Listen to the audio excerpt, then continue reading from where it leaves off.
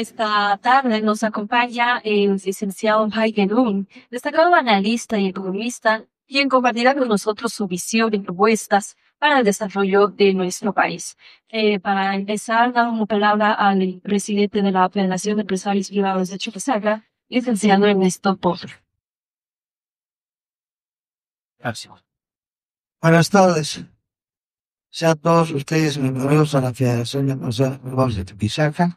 Es siempre un gusto tenerlos, verlos, reconocerlos, conocerlos. Creo que todos es agradable tenerlos acá en la Federación. La Federación, hace un tiempo atrás, está desarrollando dentro de las responsabilidades sociales que tiene que hacer, lo que además le caracteriza, la información necesaria en el tema de elecciones, la posibilidad de tener un voto informado. Lo hemos hecho con el Tribunal Supremo Electoral de Chuquisaca. Hemos pasado una nota al Tribunal Supremo Electoral a la ciudad de La Paz. Nos hemos comunicado con los doctores del CENTOIFE. Hay la alternativa y posibilidad de tener diferentes candidatos residenciales en Sucre. Veremos si será o no será. Haremos el intento y veremos todavía. Pero hoy nos ha tocado ver si bien el licenciado Jaime Lund no está de candidato, pero a partir de todo lo que ha ocurrido antes y la propuesta que él tiene de gobierno, nos interesa que a todos saber y entender todo lo que está y viene. Por eso es que le damos la cordial bienvenida a Jaime, bienvenido a Sucre, bienvenido a la Federación. Tú tienes el micrófono acá para disfrutar.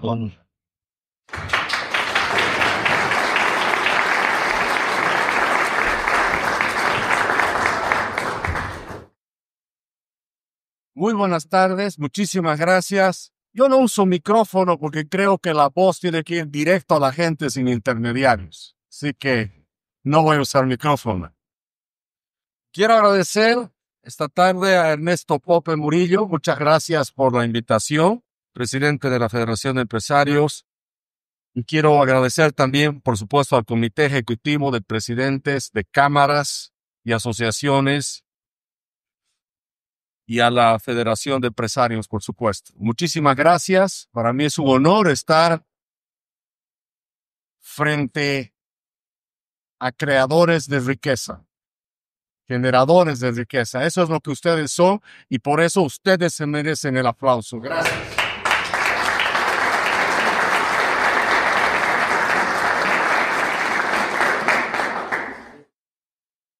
Miren, en esta ocasión yo quiero empezar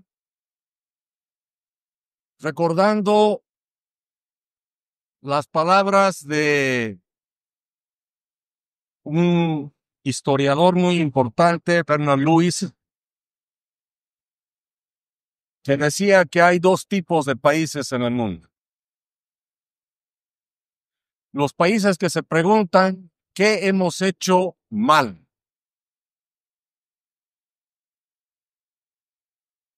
Ahí está la lista de los países, que es muy corta. Ahí está Vietnam. Ahí está el Japón después de 2 bombas atómicas. Y no hace mucho, ahí está Irlanda. Que se han preguntado qué hemos hecho mal. Y a raíz de responder esa pregunta, son lo que son ahora. Y después está el resto de los países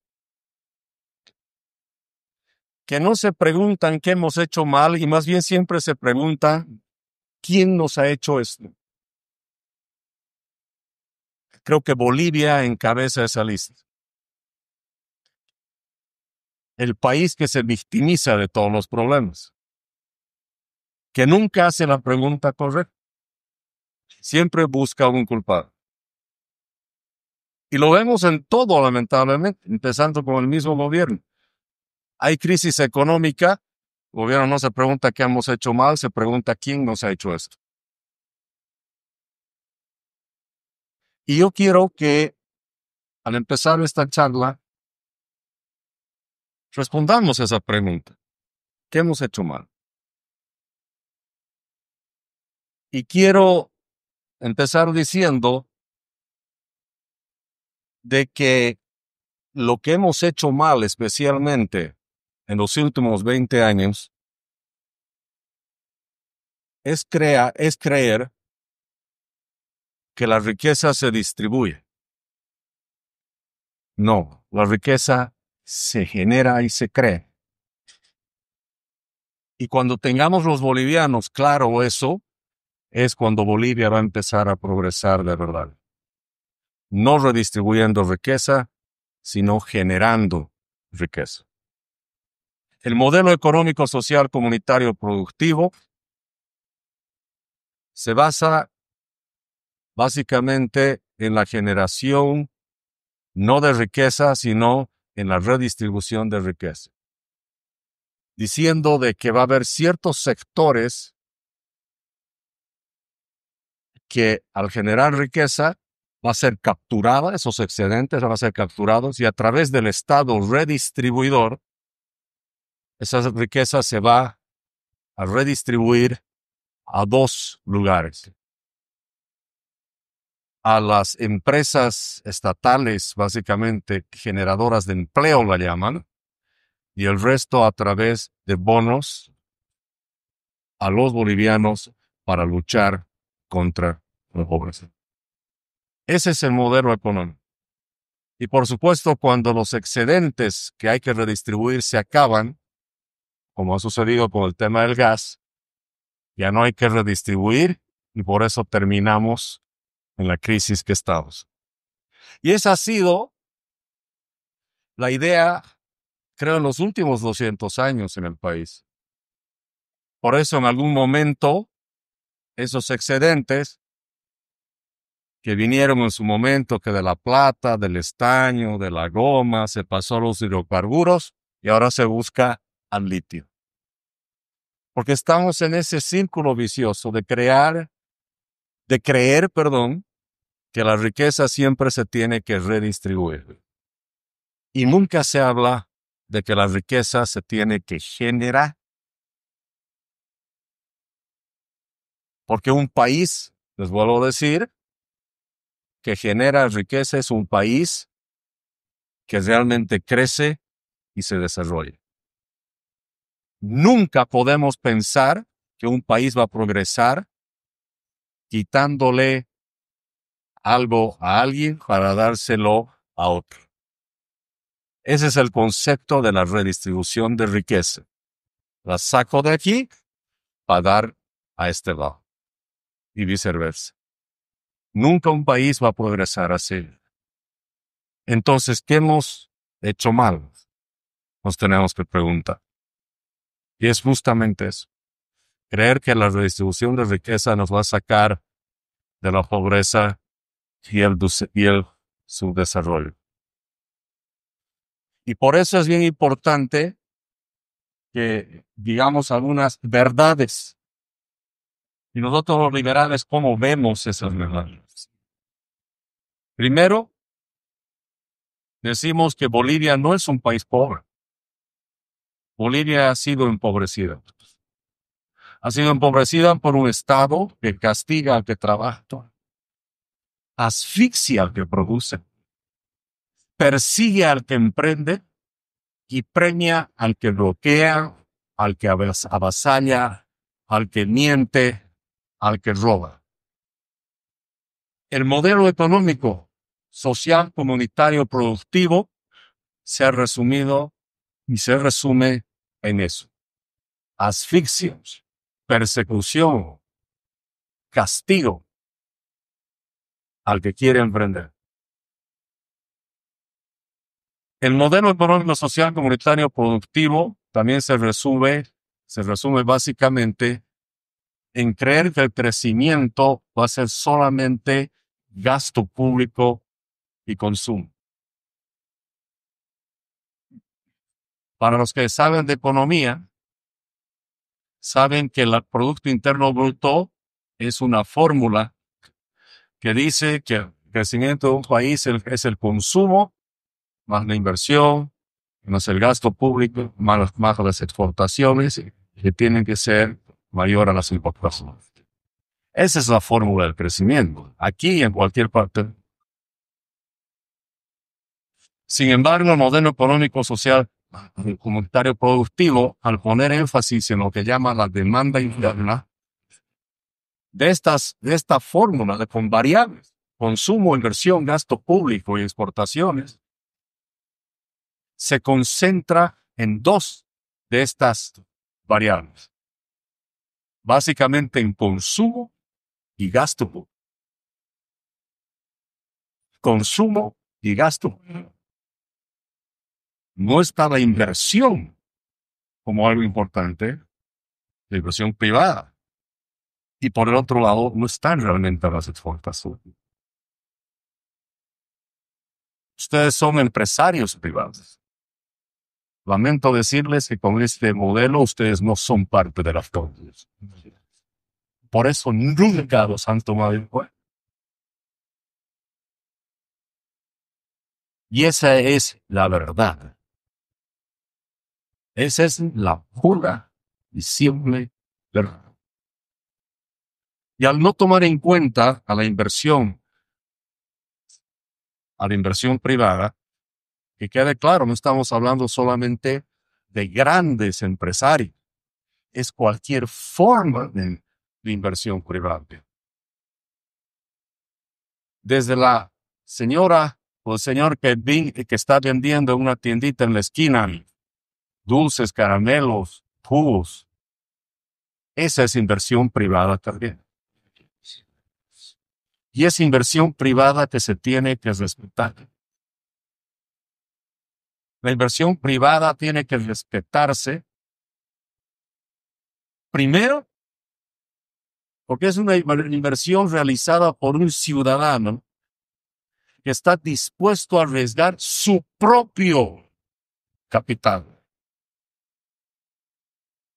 No como el Estado que invierte con la plata de otros. Eso es fácil de hacer. Los privados invierten su propio capital. Toman riesgo con su propio capital. Y haciendo eso, generan fuentes de trabajo. ¿Qué cosa más noble que es esa? Por eso yo les digo, ustedes como empresarios y en general cualquiera que hace un emprendimiento en el país, por arriesgar su capital, por tomar riesgos, por generar empleo, por satisfacer necesidades de otros. Porque si ustedes venden un producto o un servicio es porque alguien necesita eso. Están satisfaciendo necesidades a cambio de una justa y legítima remuneración. Todo eso es muy noble. Y adicionalmente generan trabajo. Repito, qué cosa más noble. Y eso hace que ustedes como emprendedores, generadores de negocios, de comercio, sean grandes benefactores sociales. Y así es como el Estado tiene que ver. No como ahora, que los ve y los ignora y no son parte de la obra. Seamos claros. La riqueza se crea y se genera. Y por eso es que nosotros decimos que Bolivia, al ser un país donde se asfixia al que produce, se persigue al que emprende y se premia al que bloquea, al que miente, al que avasalla, ha generado un sistema donde para empezar, ser formal se ha vuelto un castigo. Es un país donde un impuesto se ha vuelto en una multa por hacer las cosas bien. Por eso existe la informalidad. Seamos claros. Seamos claros. Por eso existe la informalidad. Porque la informalidad se ha vuelto un refugio para escapar de la coacción, la persecución, la injusticia, el abuso y la corrupción del Estado. Ustedes son formales, nos consta. Dios mío, Dios los salva. Y en el fondo también muy agradecidos por lo que hacen. Pero viven en un infierno. ¿Saben por qué existen los paraísos fiscales? Porque también existen los infiernos fiscales. Y ustedes viven en un infierno. Y no es justo. De igual manera, no es justo que pretendamos que todos los informales vengan a este infierno. Eso no va a funcionar. Hay que encontrarse de alguna manera en un punto medio. Nuestro Programa Nacional de Generación de Riqueza apunta justamente a desmantelar ese sistema. No a parcharlo. No a ver cómo lo administramos mejor. No. Porque que quede claro. Todos los males que tiene Bolivia en este momento, incluyendo la corrupción, el narcotráfico, la injusticia que hay en Bolivia, no son fallas del sistema, son del sistema. Por eso nosotros pedimos la ayuda de ustedes y de todos los bolivianos para desmantelarlo totalmente. Repito, nada de parches, que no funcionan las cosas así. Ya llevamos décadas parchando y parchando.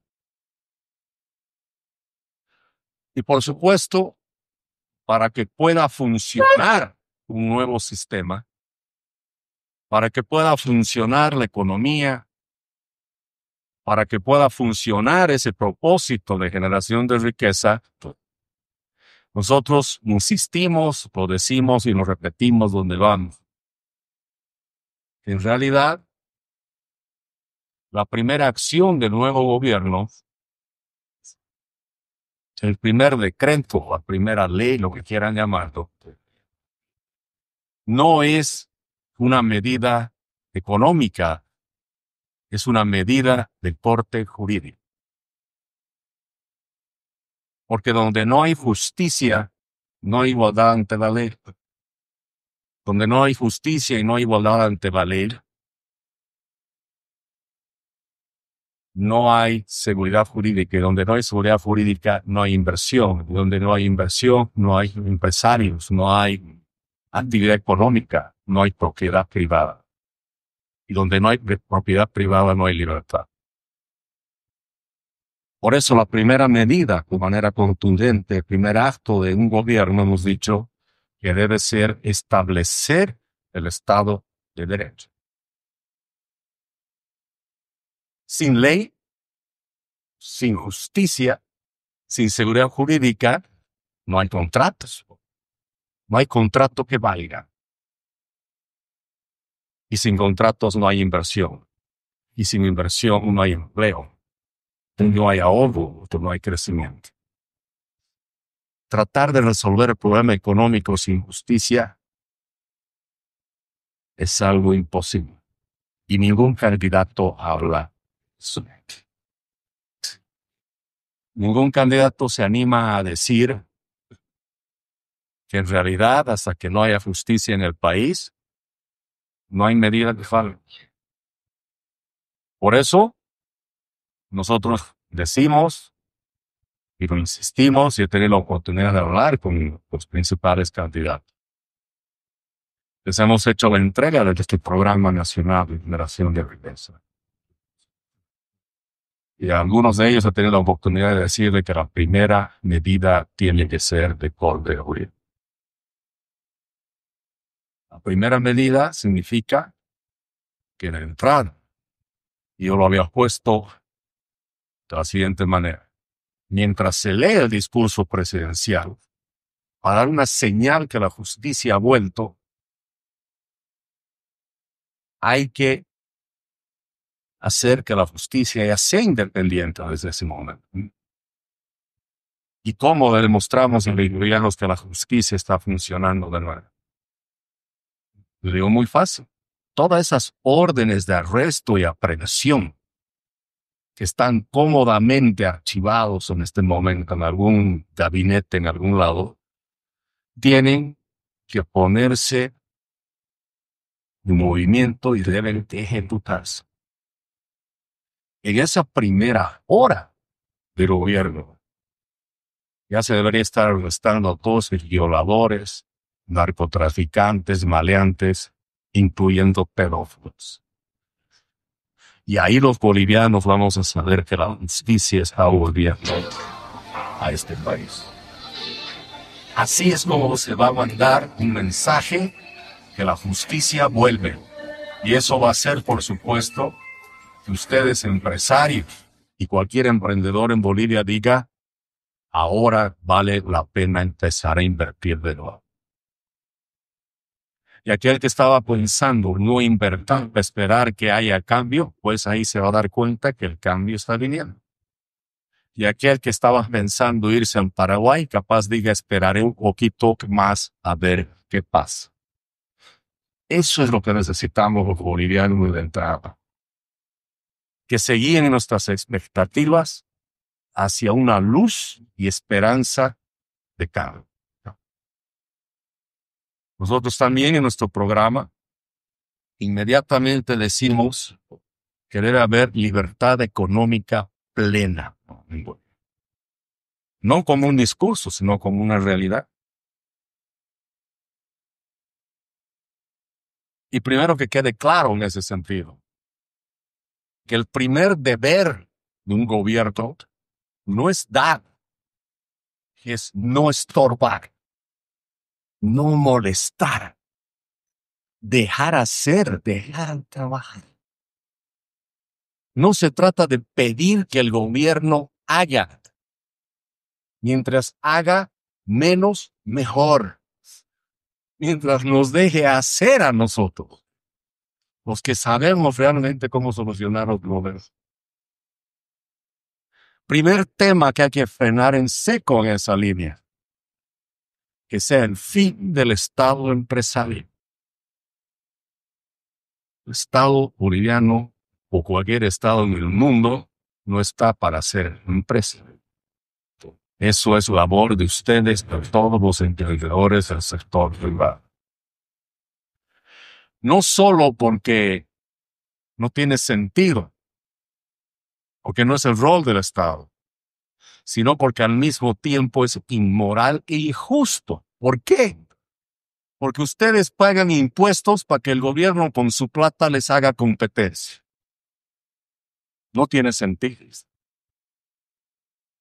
El Estado boliviano anualmente gasta 1.800 millones de dólares en financiamiento y fomento a las empresas estatales. El SEDEN es el equivalente a una incubadora de empresas estatales, con un financiamiento anual de cerca de 500 millones de dólares, donde los burócratas se sientan en una mesa para pensar cómo hacerle competencia a ustedes. Se sientan a ver cómo le quitan negocio a ustedes. Se sientan para ver cómo acorralan al sector privado y lo reemplazan. Porque eso es socialismo. Socialismo siempre va a estar en contra de la actividad privada y, por supuesto, de la propiedad privada. Por eso, les repito, no son parte de la fórmula ustedes. Bajo el socialismo nunca lo van a hacer. Por el otro lado,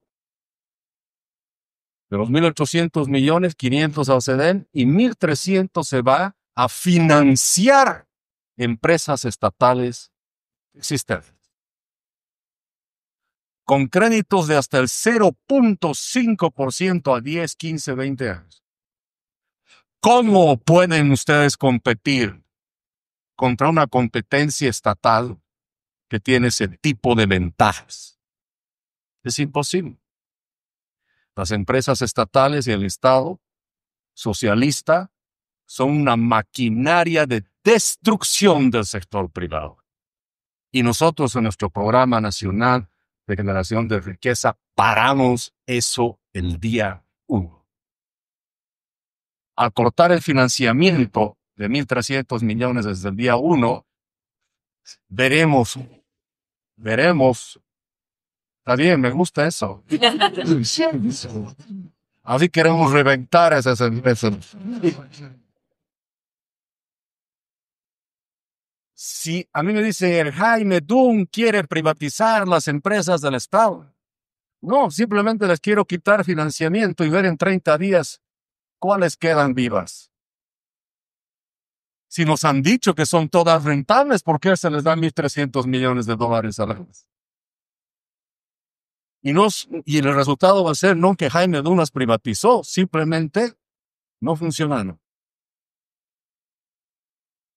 Y de las que queden, hemos propuesto e insistimos de que esas empresas sean realmente de los bolivianos. Se nos ha dicho a nosotros que todas las empresas estatales son de los bolivianos. Pero yo siempre pregunto si realmente son. Yo siempre pregunto para hacer simplemente el test de propiedad de ustedes que son empresarios. ¿Conocen quién es el gerente de finanzas de ENDE? ¿Conocen quién es el gerente administrativo de yacimientos? Tenemos idea.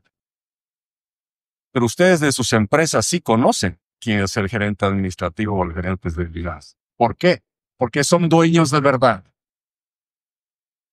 Nosotros no sabemos quiénes son los gerentes de estas empresas estatales porque no somos dueños. ¿Y saben qué es lo más terrible cuando vemos eso fríamente? Es que el presupuesto de las empresas estatales es 4 o 5 veces más grande que el presupuesto de todos los municipios de Bolivia juntos. Y a los alcaldes se los elige, pero a los gerentes no. Y manejan 5 veces más plata. Entonces la pregunta es, ¿de quién son las empresas estatales entonces si no son nuestras? ¿Saben de quién son? Del gobierno de turno. Las empresas estatales son del MAS en este momento. Por eso entre ellos se distribuye todas esas penas. Y hacen lo que les da la gana. Entonces nosotros queremos tomar la palabra literal de cuando nos dicen que somos buenos. Y por eso hemos propuesto siempre en nuestro programa que el paquete accionario de las principales empresas del Estado tienen que redistribuirse entre todos los ciudadanos mayores de 18 años para que seamos dueños. Y un cambio en el Código de Comercio, uno de los varios cambios, que se paguen dividendos cada 4 meses. Son acciones de más o menos con un valor de $1.500, $1.600 por cada ciudadano. Para muchos, o para algunos, puede ser algo interesante. Para la mayoría de los bolivianos es un gran capital. Es un gran patrimonio. Y así se empieza la lucha contra la pobreza. Dando capital y patrimonio a la gente. El otro cambio que nosotros proponemos también es una reducción drástica de impuestos y aranceles. El primer impuesto que decimos que tiene que desaparecer es ese maldito impuesto a las transacciones. Es un impuesto que te obliga a pagar aunque no ganes plata, solo porque has vendido. Eso es también inmoral. Nadie en Bolivia debería pagar impuestos si es que no gana primero. Y por el otro lado, también lo que hemos propuesto es, especialmente los emprendedores, por supuesto, en esta línea, que pueden tardar 1, 2 o 3 años en ser su negocio recién rentable, recién empiecen a pagar algún tipo de tributo. No es posible que si quieras hacer una fábrica, no sé, de suelas de zapato, tienes que importar la maquinaria, te entra por la aduana, y ya estás pagando por esa maquinaria entre impuestos y aranceles 50, 60% del valor inicial, y no has vendido tu primera suela de zapato. Eso es inaceptable. Por eso pedimos esa reforma tributaria que vaya en esa línea. Y eso va a ayudar a formalizar a muchos emprendimientos. Nosotros establecemos, y les quiero decir que la mayoría de los candidatos han visto con mucho agrado nuestra propuesta que la factura sea universal. Puedas descargar esa factura para cualquier tipo de gasto porque el crédito fiscal es total, absoluto y debe ser universal. Y no solo eso, que la factura sea transable. ¿Qué significa eso? Que la factura sea comercializable. La compra y venta de facturas tiene que ser legal. La factura tiene un monto, tiene un precio, por supuesto, tiene una fecha de emisión, una fecha para su utilización, tiene los componentes de un título valor. Entonces, el que no necesita factura, la va a exigir porque sabe que la puede vender y que la venda a alguien que la necesite. Eso ha sido, como les digo, muy bien recibido por la mayoría de los candidatos. Nosotros también hablamos e insistimos figurativamente en dinamitar la aduana nacional. ¿A qué nos referimos con eso? En realidad, dinamitar todos sus impuestos y aranceles de entrada a todo lo que no producimos en Bolivia. Eso ya es casi 70% de lo que se importa en este país. No es concebible que los bolivianos tengamos que pagar esa cantidad de impuestos y aranceles. No solo porque va contra nuestro patrimonio, sino porque atenta contra nuestra libertad. Les explico eso. Generalizando en un ejemplo. Una federación de transportistas me decía en La Paz que un minibús, voy a redondear números, en Corea del Sur vale $14,000 en fábrica. Bueno, 0 kilómetros. Y ese mismo en Bolivia cuesta prácticamente 28. El minibusero en Corea del Sur gana 17 veces más que el minibusero de Bolivia. Pero ese que gana 17 veces más paga la mitad de precio. ¿Es eso justo? Claro que no. Y dicen que eso de gobierno es para los pobres, para ayudar a la gente. ¿Cómo te ayuda si te está encareciendo, duplicando los precios? Eso pues no tiene ningún sentido. Porque al final de cuentas, esa diferencia de precio donde se está yendo, prácticamente casi todo en impuestos y aranceles. Y si es algún tipo de bien que está sujeto al ICE, estamos fregados. Mucho más todavía. ¿Es cierto? Por eso no tiene sentido. No tiene sentido. Porque al final de cuentas, es muy importante que los precios sean más bajos. Y la única manera de que sean más bajos es si la importación tiene impuestos y aranceles más bajos. Ustedes son empresarios formales y seguramente muchos de ustedes importan insumos y saben que los costos de esos insumos son demasiado altos. Casi el 80% de los insumos de la industria nacional se importan. Los mismos exportadores tienen que importar insumos. Entonces, con esos tipos de aranceles, no sirve y no funciona. Si ustedes leen cuál es la misión de la aduana nacional, dice dos cosas. Uno, aumentar, dice, la recaudación para el Estado.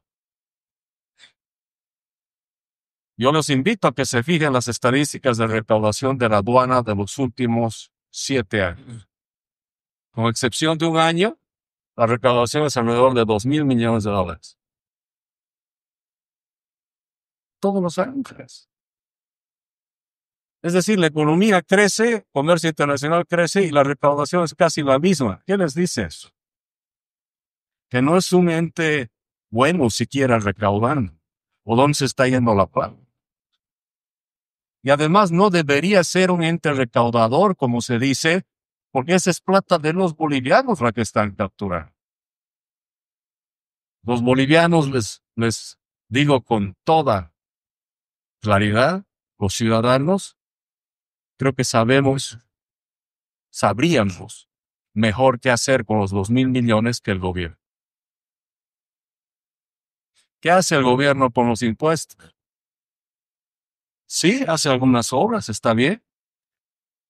¿Pero a qué precio? ¿Con qué eficiencia?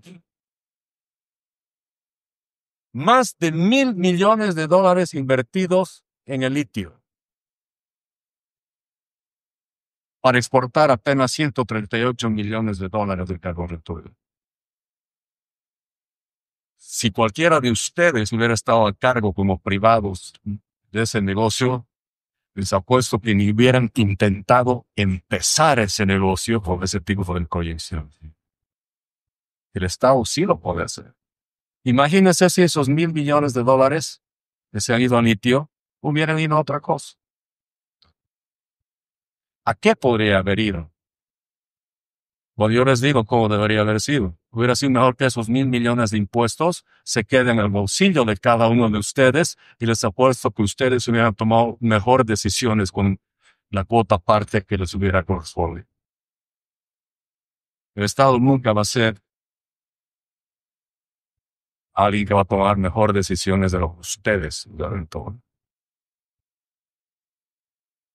También nosotros decimos en nuestro programa que tiene que haber una disciplina fiscal en la reforma monetaria muy importante y muy profunda.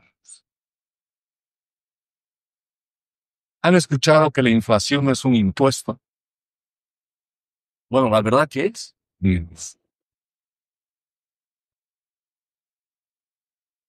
Cuando se vende un producto a un precio de 10, eso genera ciertos impuestos para el gobierno. Si el precio de ese producto se duplica, el gobierno duplica su ingreso de impuestos por el mismo producto. Entonces ustedes como empresarios tienen que tener algo clarísimo. La inflación no es un accidente, es una decisión política. El gobierno ha decidido que haya inflación.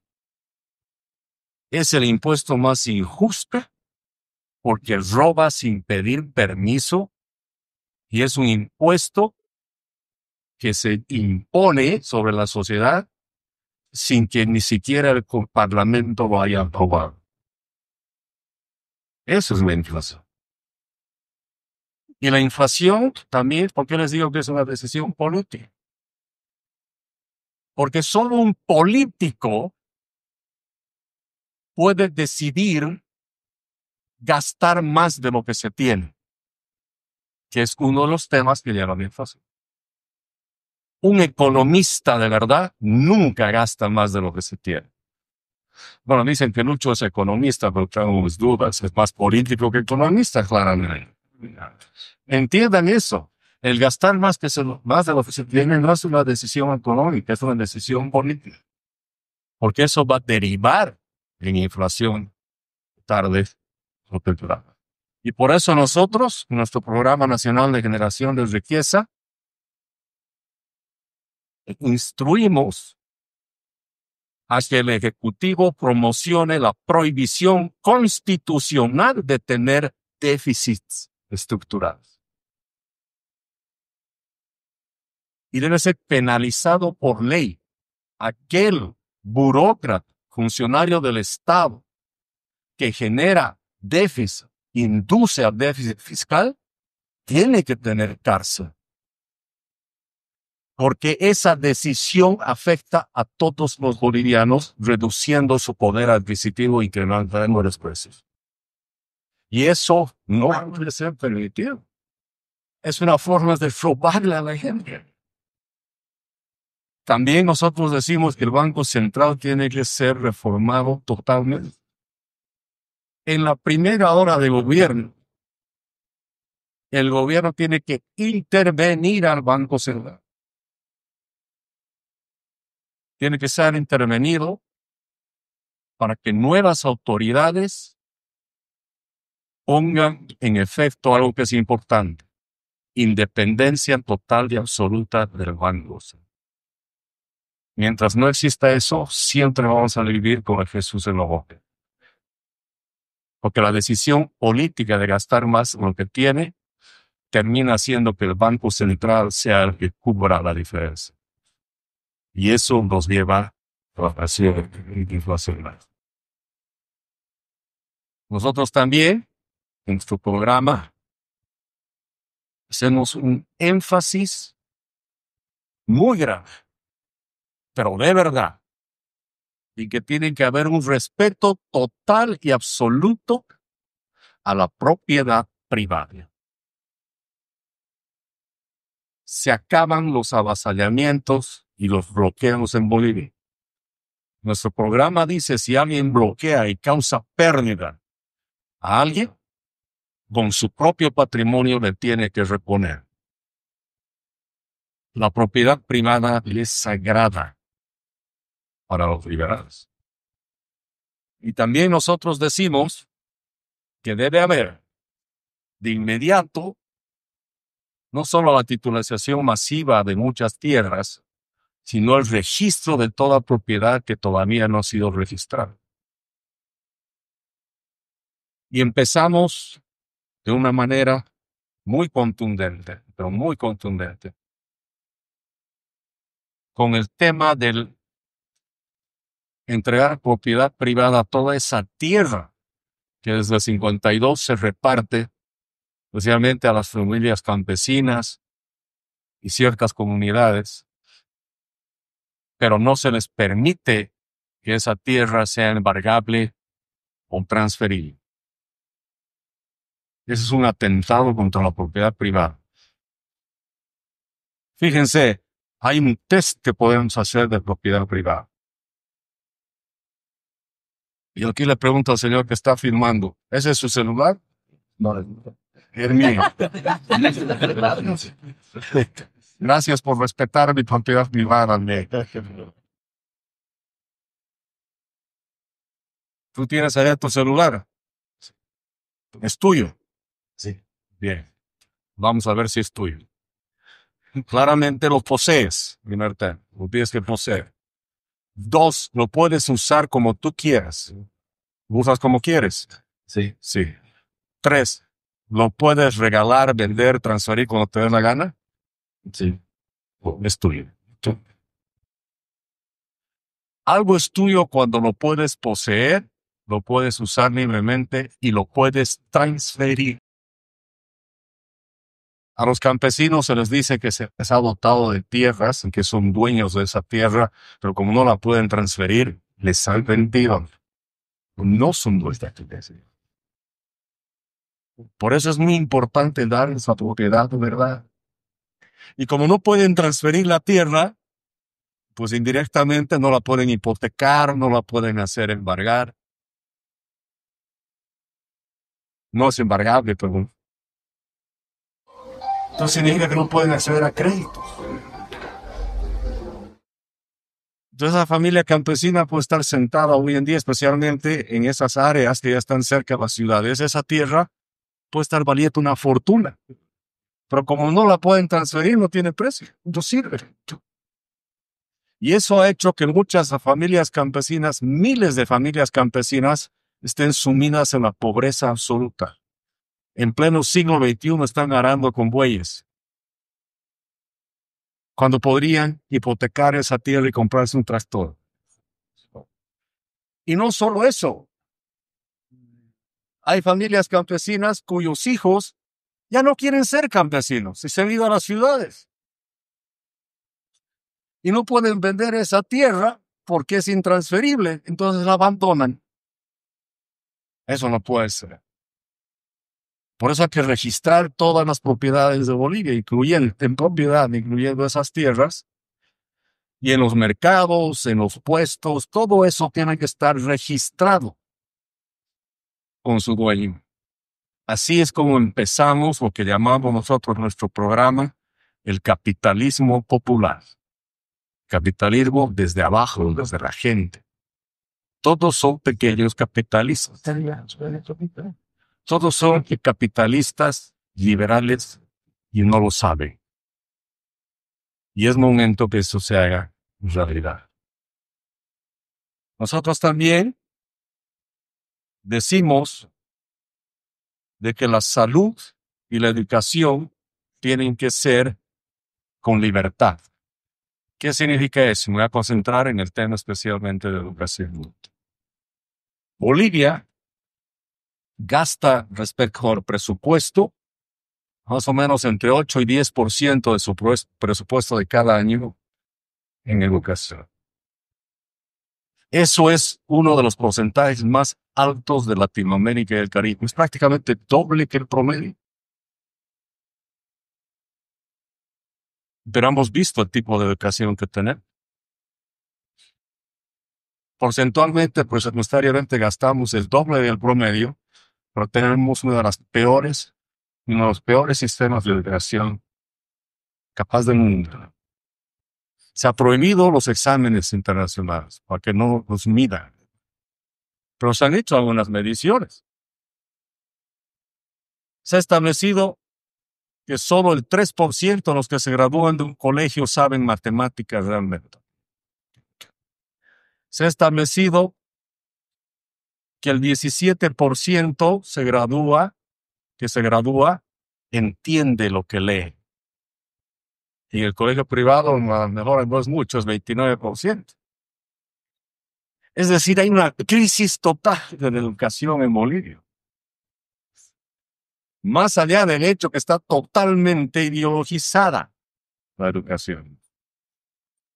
Entonces nosotros decimos que primero los padres tienen que ser libres de elegir dónde sus hijos puedan estudiar. Libertad absoluta. Hoy en día no hay libertad absoluta, porque si el padre no tiene recursos, está obligado a tener que llevar a su hijo a un colegio público. Y no solo eso, los padres tienen que tener también la libertad, y si los hijos son mayores de edad, tienen que tener la libertad de aprender lo que ellos quieren. Y la misma currícula de lo que se enseña en un colegio, en una universidad, aparte de la base que hasta internacionalmente está establecido, todo lo demás tiene que ser libre. No impuesta por un centralismo del Estado que diga así se tiene que enseñar y todos tienen que aprender esto. No hay libertad en la educación. Pero el tema es cómo podemos cambiar el sistema, cómo lo podemos revolucionar. Y ahí es nuestra propuesta. ¿Qué dice? Ese 8 o 10% que se va a educación, que voy a redondear, son como 4,000 millones de dólares al año que gasta el Estado en educación. pues que lo sigue erogando el Estado, los 4.000 millones. Pero que lo distribuya en forma de vales o cupones de educación a cada familia si sus hijos son menores de edad. Y a cada estudiante. Son más o menos $1,500 que le corresponde a cada estudiante o a cada familia por cada hijo. Menor de 18 años. Edad escolar. Y ese vale o cupón, la familia o el estudiante lo intercambie por educación. ¿Qué significa eso? Si el padre quiere llevar a sus hijos todavía al colegio público, pues que los lleve y les entregue el vale. Le entrega al colegio. Pero si el padre dice, ahora que yo tengo, 2 hijos, recibo $3,000, puede ser que el padre diga, prefiero que mi hijo vaya a un colegio, mis hijos vayan a un colegio privado. Hay colegios privados de todo precio. Y si el colegio cuesta un poquito más de los $3,000, pues la diferencia es que lo ponga la familia y listo, y tiene educación privada. Es decir, lo que decimos es que el Estado sigue dando la plata, pero cómo se utiliza el dinero lo deciden los padres y los estudiantes. He tenido reuniones con algunos miembros del magisterio que se oponen. Dicen, don Jaime, si usted hace eso, nadie va a ir a los colegios públicos. Y eso es injusto. No. Más injusto es que los obliguemos a ir a los colegios públicos. Eso es realmente injusto. Y si queremos que los colegios públicos atraigan estudiantes, tienen que cambiar. Tienen que tener mejores maestros y mejor infraestructura. El colegio público tiene que competir directamente con el colegio privado. Esa es nuestra propuesta en el tema de educación. Y no solo eso. Nosotros decimos que Bolivia puede, en apenas 30 días del primer gobierno, dar acceso a sus estudiantes universitarios a la mejor educación del mundo. Y podemos decir que Bolivia puede tener la mejor educación del mundo. ¿Cómo es eso? Pues nosotros explicamos que es claro. Tendríamos que tener las mejores universidades del mundo en Bolivia, parece. Pero es realista tener las mejores universidades del mundo en Bolivia. No como vamos. Entonces, si nuestros estudiantes no pueden tener las mejores universidades del mundo en Bolivia, pues hagamos que nuestros estudiantes buenos vayan a las mejores universidades. Si no vamos a tener nunca Harvard en Bolivia, pues ayudemos a que los estudiantes vayan. Harvard vale $90,000 al año. Pero ¿saben qué? Les cuento una cosa. Lo más difícil de Harvard no es pagar los 90,000, es que entrar a Harvard. Pero si tú entras, logras entrar, y puedes demostrar que vienes de una familia de bajos recursos, tienes beca total de absoluta. Yo tuve la suerte de estudiar en una de estas universidades. Y hoy en día esa universidad tiene una regla. Si la familia gana menos de $175,000 al año, no importa en cualquier parte del mundo, el estudiante entra gratis, con un solo requisito, que logre entrar. Pero para entrar tienes no solamente tomar exámenes y ser el mejor alumno del colegio, tienes que ser un estudiante brillante. En Bolivia tenemos estudiantes brillantes, claro que sí. Y es muy injusto que no tengan la oportunidad de ir a esas universidades. Entonces el Estado boliviano tiene que promocionar. En este caso, si es una universidad americana, promocionar el aprendizaje del inglés. Y esos exámenes estandarizados que se toman entre esas universidades, tenemos que hacer que también se puedan tomar en Bolivia. Y si se detecta en un colegio alguien que tiene una nota alta, inmediatamente hay que comunicar a Harvard, a Princeton, a MIT, Caltech y todas estas universidades que hay un estudiante boliviano con esas características y sus $1,500 que le toca a ese estudiante, por lo menos que sirva para pasaje para irse a esa universidad. Así es como tenemos que ayudar a nuestros estudiantes. Para terminar también, decirles que para nosotros está claro, como les decía, que hay que cambiar el sistema, pero eso significa una profunda reforma constitucional. El hecho de que ustedes, como empresarios, son avasallados, son bloqueados. El hecho que tienen inseguridad sobre su propiedad privada. Y el hecho que no pueden exportar cuando les da la gana y como les da la gana. El hecho que tienen que sustituir el precio de mercado por un precio que se llama justo. Todas esas cosas, por si acaso, señores, están constitucionalizadas. Entonces, si no se hace un cambio profundo a la Constitución, no va a haber cambio, menos la posibilidad de generar libremente riqueza en ese país. Y por eso le hemos dicho a los candidatos, y yo se los he dicho de manera personal, si no ofrecen abiertamente en estas 2 semanas prácticamente reforma constitucional, vamos a entender los votantes de que no quieren cambio de verdad. Es que no es políticamente correcto, me respondió. Eso me puede restar votos. Dios mío. A ese candidato yo le he dicho que un candidato de verdad es aquel que así como busca votos, tiene que estar dispuesto a perderlos por convicción y por principios. Lo creo firmemente. Yo creo que así debe ser. Y lo más importante también es, y quiero que ustedes tengan en mente, de que no va a ser, repito, el cambio en Bolivia posible. Si no se empieza a hablar abiertamente también de lo que son autonomías totales, plenas o federalismo.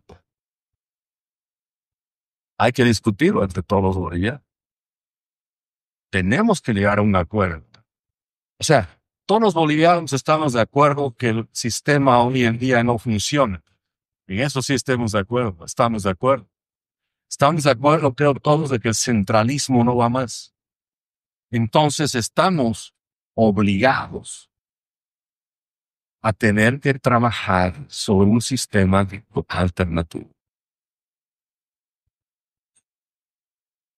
Las palabras autonomías, las palabras federalismo, es como algo que incomoda a los políticos, pues no quieren hablar de eso. Yo les digo, es muy sencillo en lo que hay que hacer. Los bolivianos tenemos que sentar igual que ahora y en una pizarra escribir todo lo que queremos que las regiones hagan. De una manera abierta y sincera. Y después, cuando nos pongamos de acuerdo y veamos la lista, recién le ponemos nombre. ¿Qué se llamará? No sé. Por ahí se llama autonomía de la obra. No sé. Autonomía de la amistad. El nombre es lo que menos importa. Lo que importa es lo que realmente se va a hacer. También quiero terminar diciendo de que Bolivia en realidad, tengamos claro, es un país de emprendedores. Siempre lo ha sido. De gente que trabaja duro. De gente que se levanta a las 4 o 5 de la mañana para ganarse la vida y quiere trabajar en paz. Bolivia es de los que arriesgan. Bolivia es el país de los que invierten, de los que generan trabajo. Que les quede claro, ustedes son Bolivia. Gracias.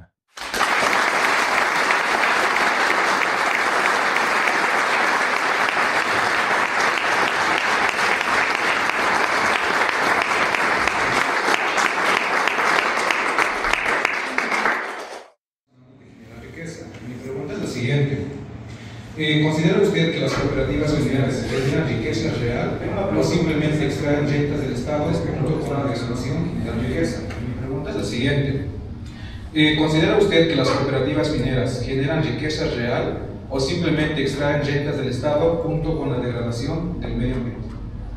Gracias por tu pregunta. Gracias por tu pregunta. A ver, que quede claro, y por eso quiero volver a los principios del liberalismo. Liberalismo es el respeto a la vida, respeto a la propiedad privada,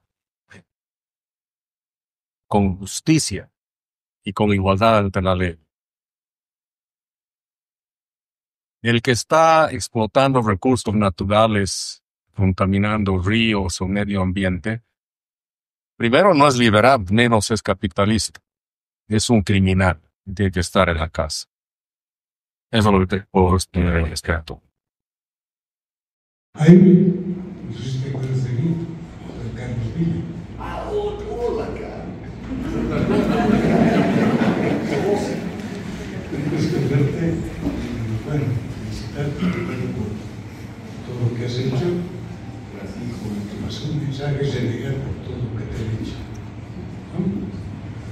Y bueno, ahora estás en la pomada y no estás, entonces mi pregunta va a lo siguiente: ¿qué opinas de que nos metan los actuales candidatos a las urnas con un padrón trucho, como le llaman vulgarmente, con unos derechos del ciudadano donde el voto del campo vale 4 veces el nuestro? ¿Qué opinas de esa situación en que estamos los que vamos a ir a las urnas?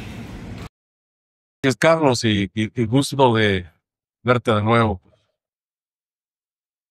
Así como tú estás renegando, bueno, nosotros hemos renegado mucho con la inhabilitación, pero al final hemos dicho no hay mal que por bien no venga. Primero, porque después de la inhabilitación nos hemos dado cuenta de una verdad. ¿Por qué nos han inhabilitado? Nos han inhabilitado porque nos han tenido miedo. Porque se han dado cuenta que estamos en el camino correcto. La prueba más certera de que la libertad está avanzando es el hecho de que nos hayan inhabilitado. Pero podrán haber inhabilitado mi candidatura, pero nunca van a poder inhabilitar la libertad. El padrón, el proceso electoral. Quiero empezar diciendo que es fundamental que haya elección. Y es muy importante que nosotros los ciudadanos, desde donde estemos, hagamos ese trabajo cívico ciudadano de proteger nuestro voto y asegurarnos que no haya fraude. A pesar, Carlos, de que hay mucha incertidumbre. En la reunión multipartidaria del Tribunal Supremo Electoral, junto al presidente Arce y las máximas autoridades de Bolivia y todos los partidos políticos, tuve la oportunidad, allá en Santa Cruz, tuve la oportunidad de hablar directamente en frente de todos, no solo del Tribunal Supremo Electoral, sino también del presidente. Y decirles en su cara de que los bolivianos no confiamos en el pueblo.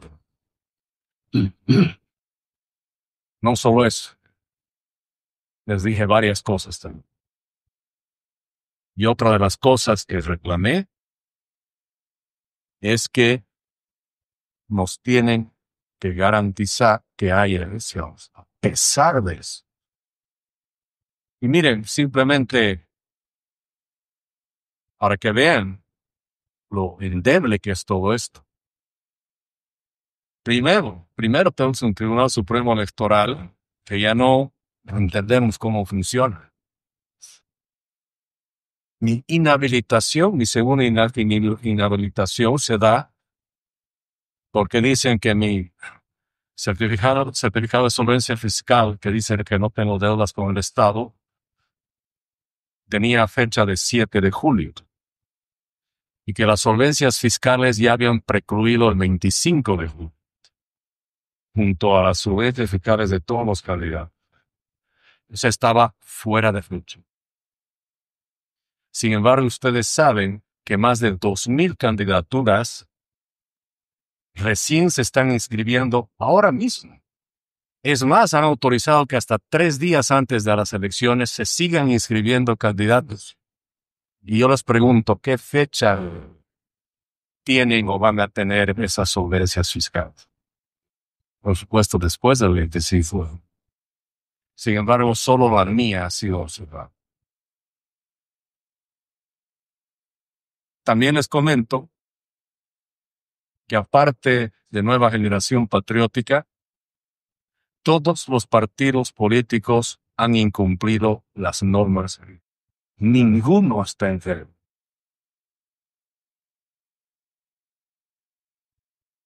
Tema simple, por ejemplo. No han renovado sus directorios como dice la ley, que habla del principio de equidad hombre-mujer, por ejemplo. Y así hay un montón de falencias. Hay candidatos hoy en día inscritos con deudas millonarias ante el Estado, pero han tenido tratamiento especial. Constitucionalmente y por establecimiento de normas internacionales, un proceso administrativo nunca puede estar por encima del derecho a una candidatura, pero no les importaba. Y tenemos un presidente que renuncia irrevocablemente y de la oreja lo hacen regresar, diciendo que se enfermó 3 días. Y así podemos sumar todos los temas altamente irregulares por los cuales estamos yendo al proceso electoral.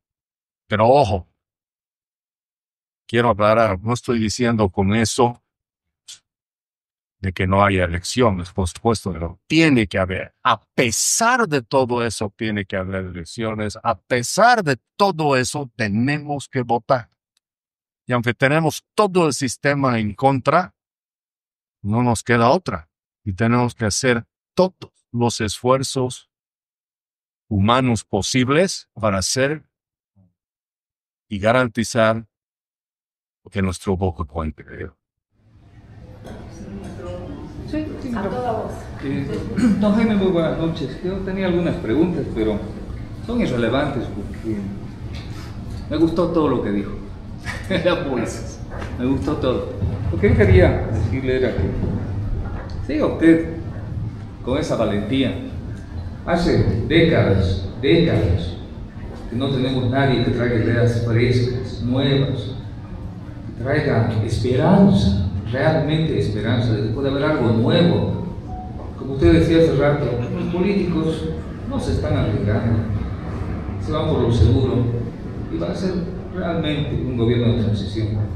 Así que, don Jaime, por favor, por el futuro de Bolivia, usted no debe dejar nunca de trabajar en esto.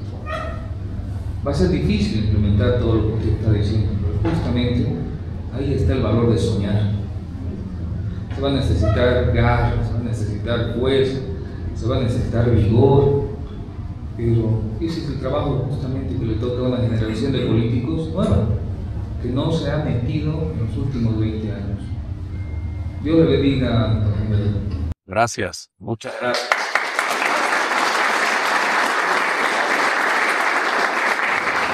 Así quisiera complementar, amigo, diciendo de que no se trata de lo que Jaime Dunn haga, sino se trata de lo que debemos hacer todos juntos. Yo digo, no se trata de quién gobierna, sino cuáles son las ideas con las que se gobierna. Ahora estoy circunstancialmente aquí, pero puede ser cualquiera. Por eso las ideas son las importantes. Eso es lo fundamental. Que gobiernen ideas, principios y convicciones. Nos mienten cuando dicen que Bolivia tiene un problema económico. No, tiene un problema no solo económico, tiene un problema estructural, institucional, tiene un problema donde ha fracasado la moral, los principios y los que creemos en Dios, hasta la fe y la familia están en riesgo. Y por eso la crisis de Bolivia no solo es económica, es multifacética. Y por eso creemos que el cambio es bien profundo que hay que hacer. Gracias. Mi nombre es Hans Mirabal.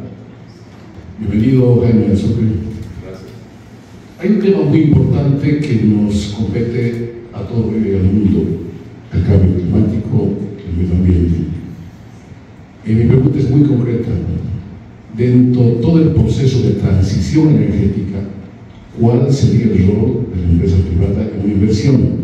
Tomando en cuenta Bolivia que el sector eléctrico es un monopolio, donde el actor privado no puede acceder. Me gustaría tu opinión. Gracias. ¿Tú eres ingeniero eléctrico? Arquitecto. Arquitecto. Bien, gracias. Mira, hay verdades, ¿no es cierto?, que no tenemos que enfrentar y tenemos que ser honestos y aceptar. Hay temas medioambientales profundos, pero científicamente veamos qué tan serios son esos problemas. Y hay que solucionarlos, por supuesto. Hay una crisis energética en el país, claro. Fíjense cómo la crisis va avanzando en Bolivia. Hemos ido de una crisis fiscal que se llama a una crisis de la alza de pagos. Ahora estamos yendo hacia una crisis energética y pronto vamos a tener una crisis alimentaria.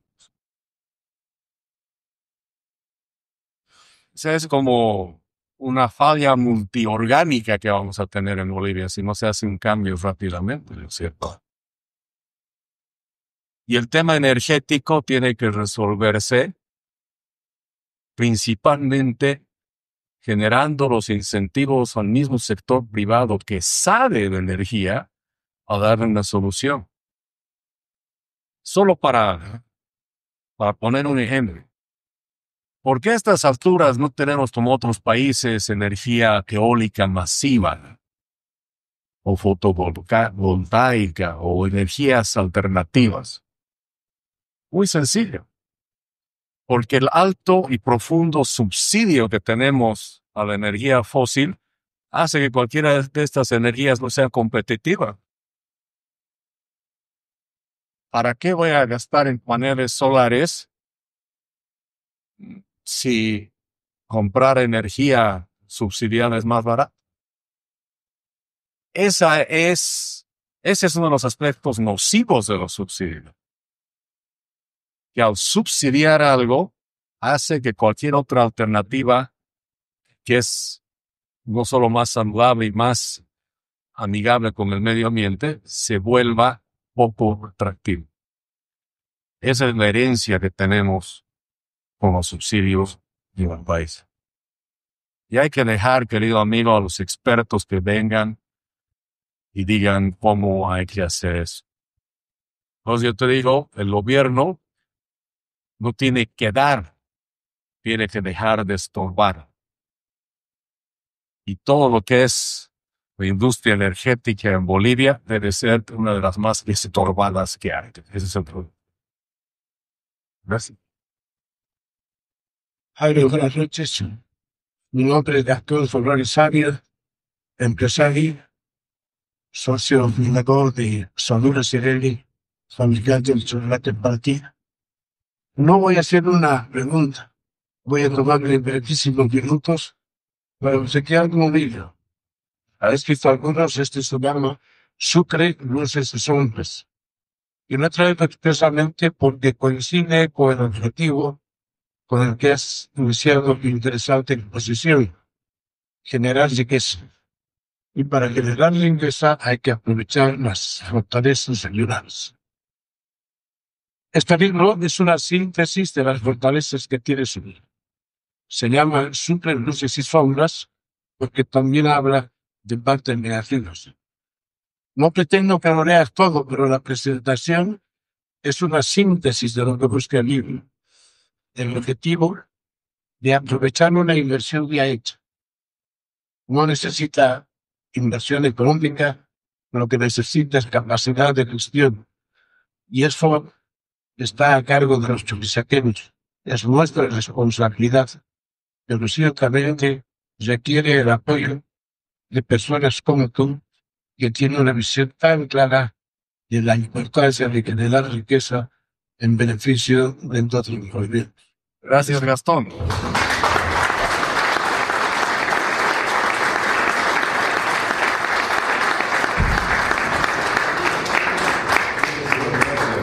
Gracias, querido Gastón. Excelente. Muchas gracias.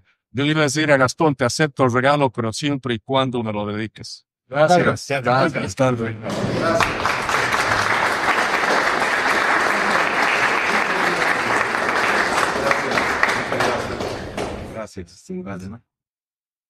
Bueno, mi nombre es Dayana Villo, soy psicóloga, soy estudiante de Derecho, y algo que sí se me acuerdo con la parte de la educación, esta parte en que se debería dar esta oportunidad para tener una educación de calidad y no solamente un adoctrinamiento, ¿no? Yo creo que para que un área se desarrolle y crezca, también se debe tener un buen alcance para la investigación. ¿Qué opina acerca de que creo que el 0,16% del Producto Interno Bruto se dedica a investigación y desarrollo solamente eso? Gracias. Es pues pésimo, 0,16%. La investigación y desarrollo debe ser una de las funciones principales de las universidades. Pero eso va a suceder justamente cuando hay iniciativa privada y los estudiantes sean los que dan los recursos para las universidades y llevan los recursos donde la universidad es mejor.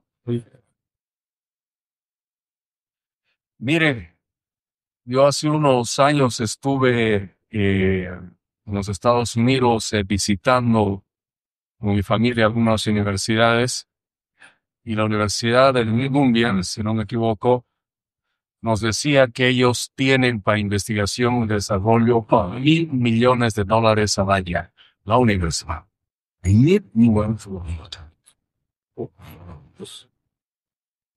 En la universidad que yo estudié, Colgate University, tenía un presupuesto también muy importante, no recuerdo cuánto era, pero era una de las actividades principales que hacía la universidad. Y les daban a los estudiantes la oportunidad de trabajar en investigación y desarrollo. Veranos, por ejemplo, y obviamente durante todo el año. Y a mí me tocó trabajar en investigación y desarrollo.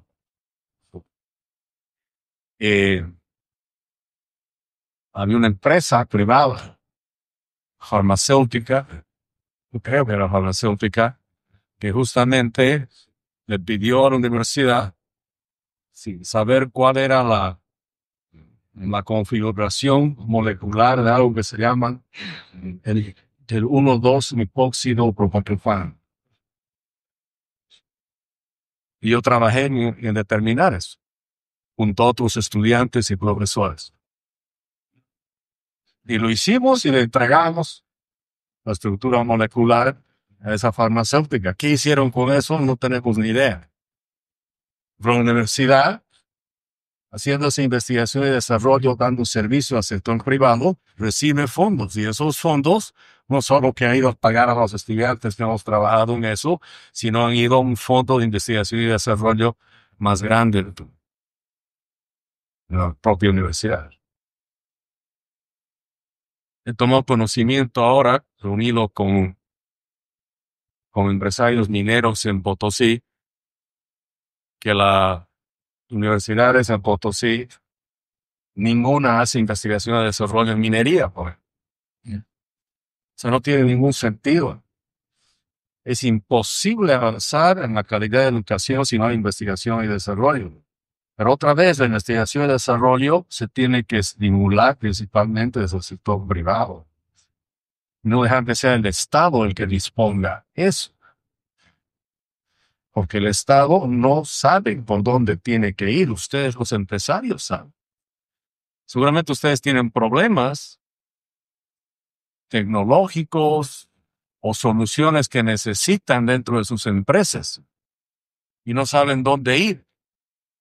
Si las universidades tendrían departamentos de investigación y desarrollo bien establecidos, capaz ustedes contratarían una universidad para que les dé solución a algún problema que tiene.